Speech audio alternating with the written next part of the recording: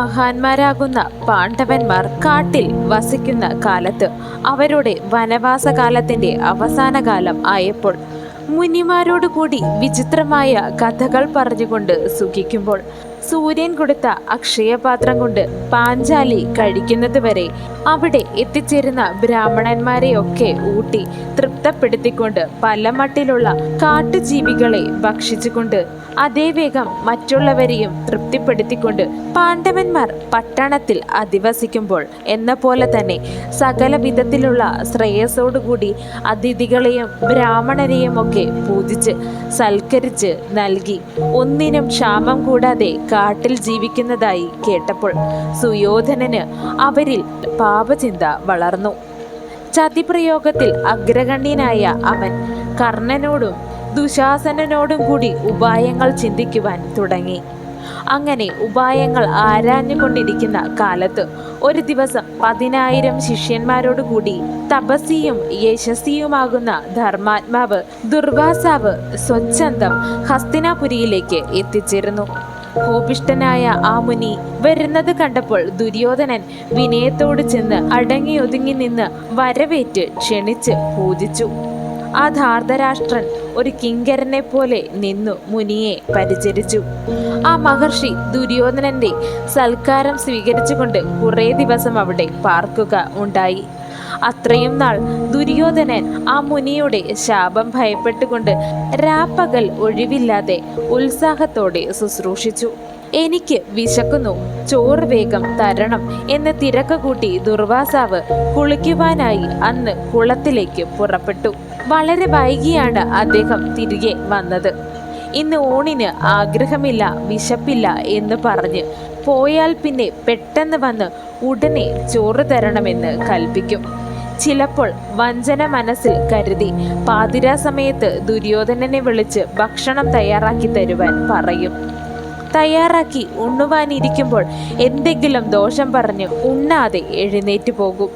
അങ്ങനെ പല പരീക്ഷണങ്ങൾ നടത്തിയിട്ടും ദുര്യോധനന് ക്രോധമോ മനച്ചാബല്യമോ ഉണ്ടായില്ല. അത് കണ്ടപ്പോൾ ദുർവാസാവിന് സന്തോഷമായി.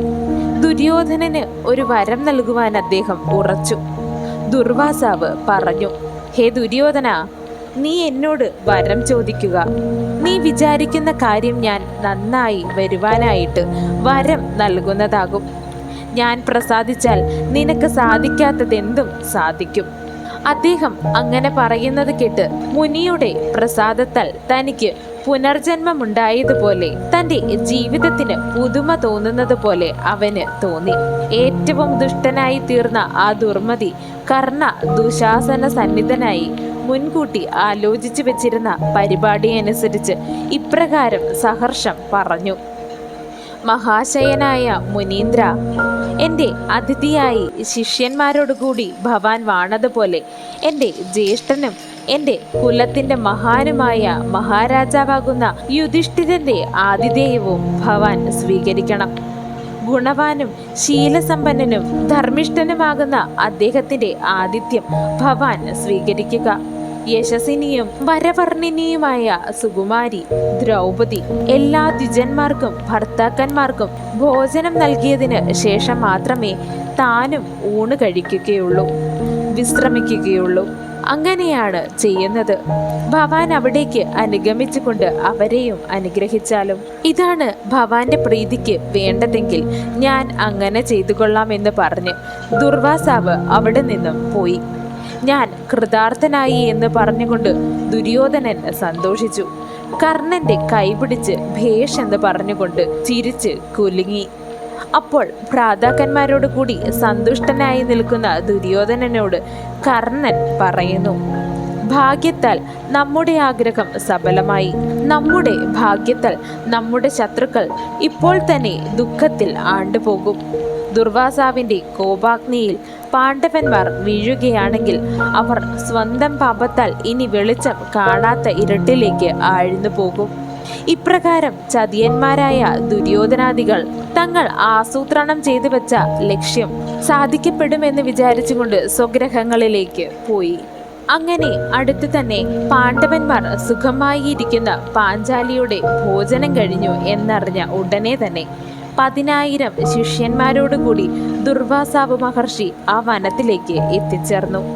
അതിഥിയെ കണ്ട് ശ്രീമാനാകുന്ന യുധിഷ്ഠിരൻ സഹോദരന്മാരോടുകൂടി എഴുന്നേറ്റ് എതിരേറ്റിക്കൊണ്ട് കൂട്ടിക്കൊണ്ടുപോയി.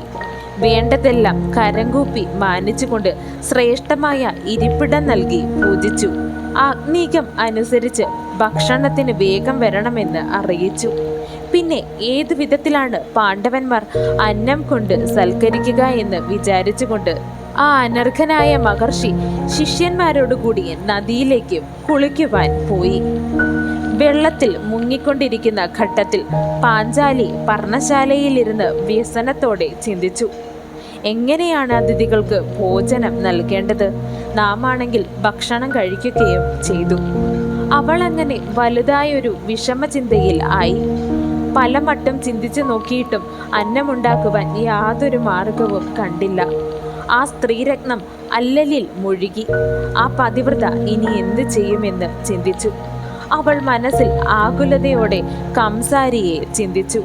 കൃഷ്ണ കൃഷ്ണ എന്ന് ദേവകീനന്ദനായ അച്യുത വാസുദേവ, ജഗന്നാഥ, കൈകൂപ്പുന്നവന്റെ ദുഃഖത്തെ നശിപ്പിക്കുന്നവനെ, വിശ്വമൂർത്തി, ഗോപാലക, പ്രജപാലക, എൻ്റെ ആഗ്രഹവും ധാരണയും നടത്തുന്നവനെ, ഞാൻ ഭവാനിൽ സാഷ്ടാംഗം പ്രണമിക്കുന്നു. അങ്ങനെ തുടങ്ങി അവൾ കൃഷ്ണനെ സ്മരിച്ചുകൊണ്ടേയിരുന്നു. ഇപ്രകാരം അവളുടെ സ്മരണ കേട്ടുകൊണ്ട് ഭക്തവത്സലനായ ആ ദേവൻ പാഞ്ചാലിയുടെ സങ്കടം ഗ്രഹിച്ച് അരികെ കിടക്കുന്ന രുക്മിണിയെ വിട്ട് ക്ഷണത്തിൽ പുറപ്പെട്ട് ദൈത്യവനത്തിൽ എത്തിച്ചേർന്നു. ചിന്തയുടെ വേഗത്തിൽ ആ ദേവൻ അവിടെ എത്തിയതും പാഞ്ചാലി പരമ സന്തോഷവതിയായി നമസ്കരിച്ച് ദുർവാസാവ് അതിഥിയായി എത്തിയിരിക്കുന്നുവെന്ന വർത്തമാനം അറിയിക്കുന്നു. ഉടനെ കൃഷ്ണൻ പാഞ്ചാലിയോട് പറയുന്നു, ഹേ കൃഷ്ണേ, ഞാൻ വിശന്നു വലഞ്ഞാണ് വന്നിരിക്കുന്നത്.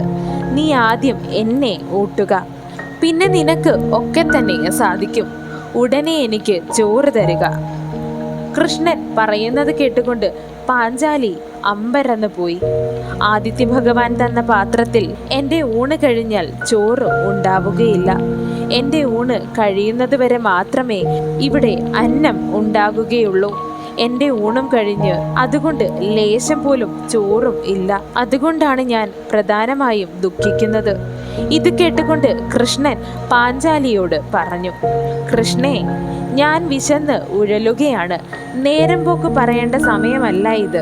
വേഗം പോയി ആ പാത്രം ഇങ്ങോട്ട് കൊണ്ടുവരിക, കാണിക്കുക, ഞാനൊന്ന് നോക്കട്ടെ. അവൾ അമ്പരപ്പോടെ അക്ഷയപാത്രം ശ്രീകൃഷ്ണന്റെ മുൻപിലേക്ക് കൊണ്ടുവന്നു. കൃഷ്ണൻ ആ പാത്രമെടുത്ത് നോക്കിയപ്പോൾ അതിൻ്റെ വക്കിൽ പറ്റിപ്പിടിച്ചിരുന്ന ചീരക്കറിയുടെ ശകലം. അത് കണ്ട് അതെടുത്ത് തൃപ്തിയോടെ ഭക്ഷിച്ചതിന് ശേഷം യജ്ഞഭുക്കും വിശ്വാത്മാവും ഈശ്വരനുമായ ഹരി പ്രീതിയോടെ സന്തോഷിച്ചു. അനന്തരം ക്ലേശനാശകനായ കൃഷ്ണൻ സഹദേവനോട് പറഞ്ഞു, ആ മുനിമാരോട് വേഗത്തിൽ വന്ന് ഉണ്ണുവാൻ പറയുക. സഹദേവൻ വേഗത്തിൽ മുനിമാരുടെ അടുത്തേക്ക് പോയി.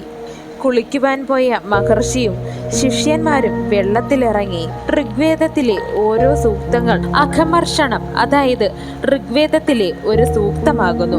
ജലത്തിലിറങ്ങി ഈ സൂക്തം 3 പ്രാവശ്യം ഉച്ചരിച്ചാൽ അതുവരെ ചെയ്ത എല്ലാ പാപങ്ങളും നീങ്ങുമെന്നാണ് വിശ്വാസം.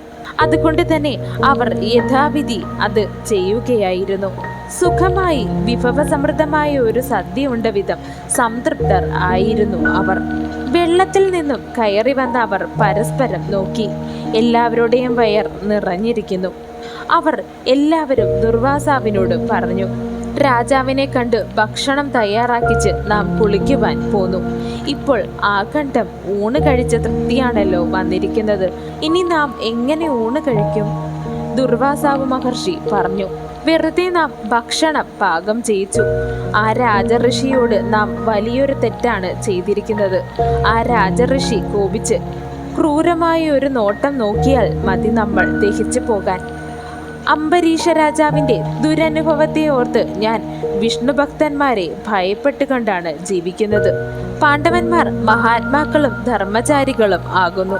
അവർ എല്ലാവരും ശൂരന്മാരും വിദ്യാസമ്പന്നരും വ്രതനിഷ്ഠരും തപസ്സികളും ആകുന്നു. അഗ്നിയിൽ ചുട്ടമാതിരി ആയിപ്പോകും. അതുകൊണ്ട് ശിഷ്യന്മാരെ, നാം അവരോട് പറയാതെ തന്നെ ഇവിടെ നിന്ന് പലായനം ചെയ്യണം. ഗുരുവായ മഹർഷി ഇപ്രകാരം പറഞ്ഞപ്പോൾ സകല മുനിമാരും പാണ്ഡുപുത്രന്മാരെ ഭയപ്പെട്ട് 10 ദിക്കിലേക്ക് ഓടിയൊളിച്ചു.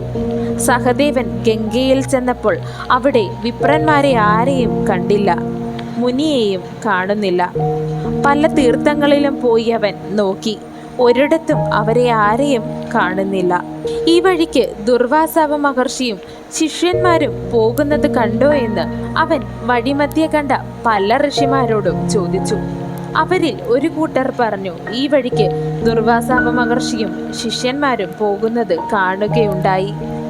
മഹർഷിയും ശിഷ്യന്മാരും എങ്ങോട്ടാണാവോ ബന്ധപ്പെട്ട് ഓടുന്നതായി കണ്ടു. സഹദേവൻ മടങ്ങിച്ചെന്ന് ഈ വിവരം ജ്യേഷ്ഠനോട് പറഞ്ഞു. പിന്നെ ജിതാത്മാക്കളായ പാണ്ഡവന്മാർ ദുർവാസാവിനെ കാത്ത് കുറെ കൂടി ഇരുന്നു. ആ മഹാശയന്മാർ ഇപ്രകാരം പറഞ്ഞു, ഇനി അദ്ദേഹം നമ്മളെ വഞ്ചിക്കുവാൻ അർദ്ധരാത്രിയാകുമ്പോൾ വന്ന് ചോറ് ആവശ്യപ്പെട്ടാലോ? ഇപ്രകാരം പറഞ്ഞ് അവർ നെടുവീർപ്പിട്ടുകൊണ്ട് ഇരുന്നു. കൃഷ്ണൻ അവരുടെ സമീപത്ത് ചെന്ന് അവരുടെ ഈ ആശയക്കുഴപ്പത്തിന് മറുപടിയായി ഇങ്ങനെ പറഞ്ഞു: നിങ്ങൾക്ക് കോപിഷ്ഠനാകുന്ന ദുർവാസാവിൽ നിന്നും ഉണ്ടാവാൻ പോകുന്ന ആപത്തിനെ ഞാൻ ദർശിച്ചു. പാഞ്ചാലി എന്നെ ധ്യാനിച്ചത് മൂലം ഞാൻ ഇവിടെ വേഗത്തിൽ എത്തിച്ചേർന്നത്. ആ മുനി നിങ്ങളെ ഇനി ഒട്ടും തന്നെ ബാധിക്കുകയില്ല. നിങ്ങളുടെ തേജസ്സിൽ ഭയന്നിട്ടാണ് അദ്ദേഹം ഓടിക്കളഞ്ഞത്. നിത്യവും ധർമ്മം ആചരിക്കുന്നവൻ ഒരിക്കലും ദുഃഖിക്കേണ്ട ആവശ്യമില്ല. ഞാൻ യാത്ര ചോദിക്കുന്നു, പോകട്ടെ എന്ന് പറഞ്ഞുകൊണ്ട് കൃഷ്ണൻ അവിടെ നിന്നും ഇറങ്ങുവാൻ തുനിയുന്നു.